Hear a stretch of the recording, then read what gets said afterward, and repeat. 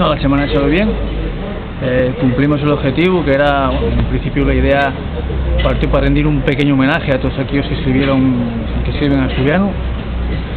Y bueno, también la idea es fomentar un poquitín el uso del asturiano, ¿no? Que sería la idea, el objetivo en un principio final, aunque por supuesto uno más ambicioso, que era, pues bueno, porque suspieran muchos asturianos, que llegue conseguir que la lengua asturiana pues al final pues sea oficial, ¿no?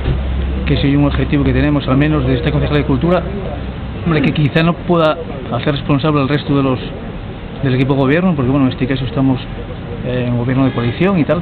Lo que sí está claro que desde la Concejalía de Cultura sí que apostamos por este compromiso, ¿no? Que es un suspiro de la mayoría de la población de los asturianos. ¿Va a tener continuidad la Semana Ribesellana? Sí, por supuesto va a tener continuidad. Va a tener continuidad la Semana Ribesellana, así como los premios, el premio Arvidel de cuentos eróticos, va a tener continuidad, porque creo que hay un tema por el que, bueno, creo que hay una demanda social, y aparte que la intención de esta concejalía es un poquitín buscar el compromiso y la concienciación social, ¿no? Que el asturiano es importante y hay que hacer llegar a todos los asturianos de que el asturiano hay que sentirlo, hay que hacer un poquitín llegar a la sociedad, que participen de la idea, y al final pues ese objetivo que es la felicidad del asturiano. Todo redunda en esa idea general, ¿no?